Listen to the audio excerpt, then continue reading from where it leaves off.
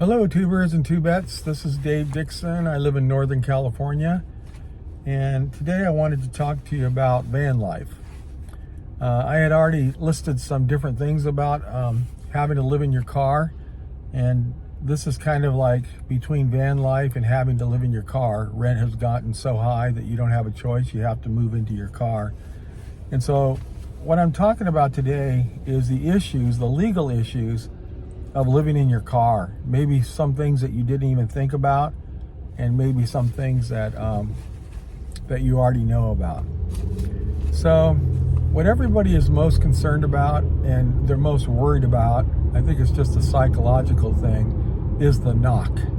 So the knock is when an authority or a property owner or a manager of a store comes out and knocks on your window, and then you're laying there, so you have to answer it. It's kind of hard to say you're not there. So the knock is the dreaded knock of authority, and you have to know then at that point, what are your rights, what are not your rights. So some of the things that you may have to deal with in living in your car is sometimes it's illegal to park overnight in certain places.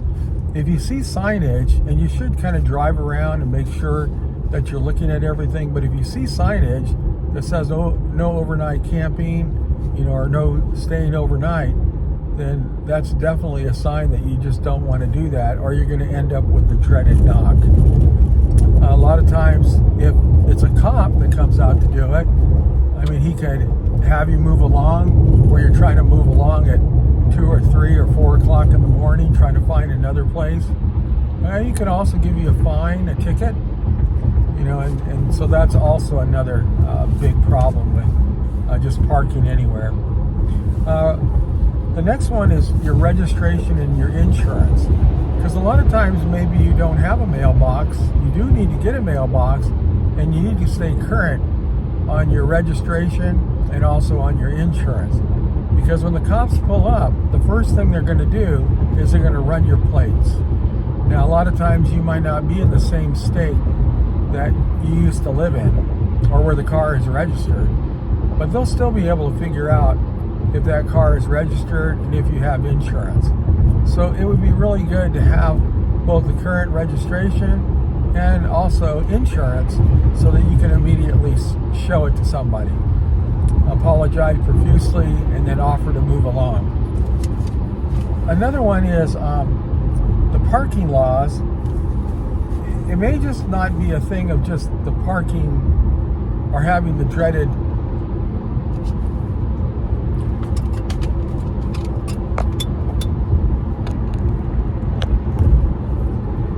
it may not just be a thing of having the dreaded knock, but it could also be that you could be fined, number one, or say you went inside and you weren't watching your car and they towed your car, because a lot of places they do tow your car. Now your house, which was your car, is gone.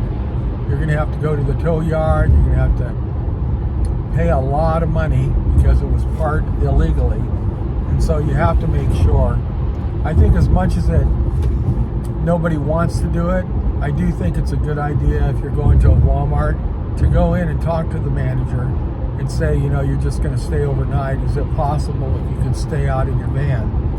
And I think the more unobtrusive it is, then that's going to be better for you. So with trespassing, if you're ever considered to be trespassing on private property, then you could have a fine and even a misdemeanor charge put against you. The other issues you have to talk about or think about living in your car is sanitation and sleeping or living in your car. Those are things that when they come to knock on your door, they're going to ask you about it. And so it's good to have a good story, whether it's a sob story or whether it's a fun story, or whether you're just an easygoing guy, just let me go. But it's good to get your story together before you start. Now, another legal issue that I would not have thought about is you can actually be fined and then convicted of having a open container. It's not something that's, readily that they're doing a lot of, but if you're sitting in your car, and this is the key, if you're sitting in your car and the keys are in the ignition and your trunk are over the limit, you can be arrested for drunk driving.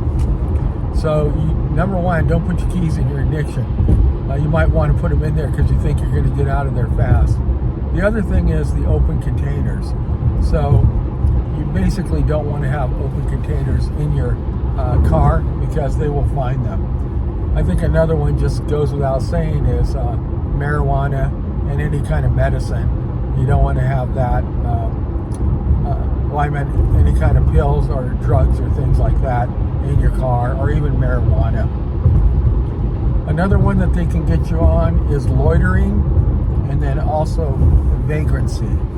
So these are some of the terms that you may end up having somebody threaten you with, and so you have to understand what these are.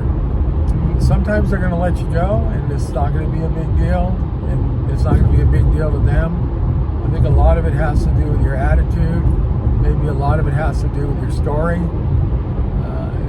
Maybe the sob story is not always the best story because it's hard to have compassion, for people. How did they get themselves into that situation? But you do have to have a story. You got to have something that rolls off your tongue easily and sounds very credible. Whether it's had a fight with my wife and I'm having to stay in my car, she won't let me in the house, something like that. You've got to have some kind of a story to tell the officer. Don't wait until you get the knock and then start thinking like, what am I going to say? No, I would try to come up with something before you get to that point. So those are legal issues about living in your car, and I'm going to say this is going to be video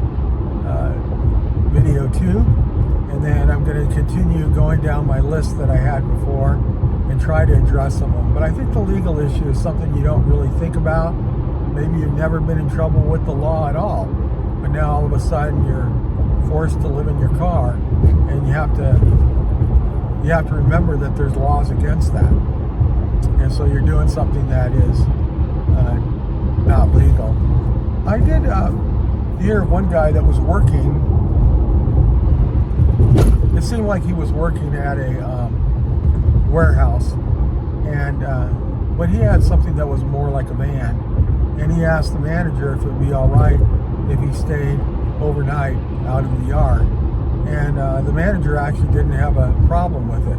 So he was able to not only have a job but be able to stay where he was at, because if he was not able to stay in his car, he would not been able to keep his job. So both things were important to him, and that's why I think it's a good idea to look at the legal aspects of living in a car and what you're up against. And I would say that I know here in California they're getting more aggressive against people that are living in their cars or living in their vans than you do in other states. And you got a lot of people that own property, and they don't even want to see you start to set up camp on their property or even their side of the road. So just be very, very cautious about it. I know if I had absolutely no idea where to go, I would probably look at a roadside rest station, which in California they've closed a lot of them. For some reason they're always closed. But that would be another place where I would probably try to flip my schedule, where I sleep during the day and then I'm awake during the night, or in the evening and during the night, so that I would have a safe place to sleep. Anyway, I hope that helps, and I hope that the series that I'm going to do is going to make a difference for some people. Thank you much, and have a great day.